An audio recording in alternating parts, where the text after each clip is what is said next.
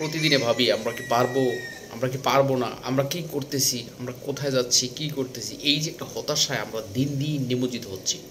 তো একবার ভাবুন তো এই হতাশা কেন হচ্ছে? কারণ আমাদের মধ্যে এখনও অস্থিরতা ভাব করে কাজ করতেছে।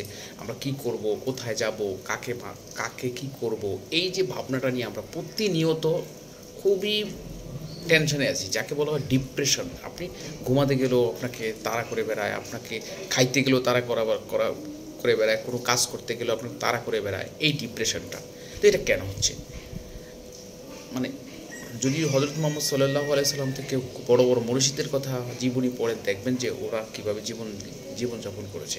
ওদের জীবনটা অনেক কষ্ট ছিল, কিন্তু ওদের আনন্দ ছিল, কারণ ওরা সবসময় মানুষের সৎচিন্তা এবং আল্লাহ রাসূলের বা আল্লাহ তাআলার ধ্যানে মগ্ন ছিলেন। ওরা আল্লাহর কথাগুলো, যেই কথাগুলো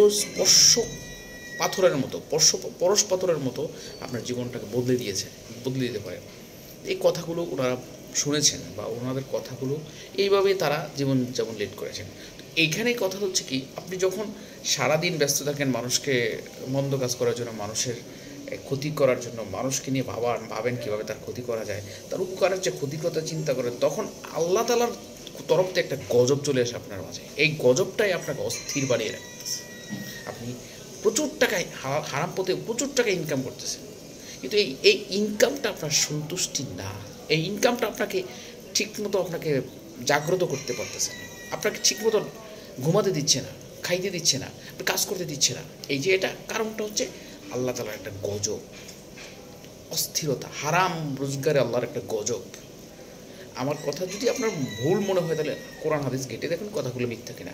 আপনি কিচ্ছু করা লাগবে না, আপনি সুফি সাধক হওয়া লাগবে না, আধ্যাত্মিক লাইনের জগতে না খেয়ে ওই বন বাজারে গিয়ে আপনি ওই তপস্যা করা লাগবে না। আপনি ভালো কাজ করুন, ভালো কথা বলুন, হালাল রোজগার করুন, হালাল পথে রোজগার করুন, অন্যের ক্ষতি করবেন না।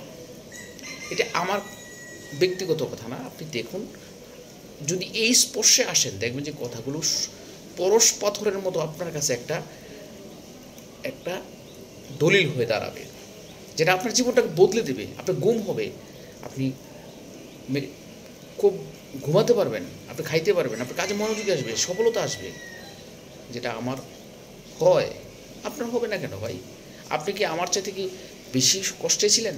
আমিও অনেক কষ্টে ছিলাম ভাই, কিন্তু কখনো কারো 2 টাকা মেরে খাওয়া বা কারো 2 টাকার প্রতি লোভ ছিল না, আজও নেই ভাই।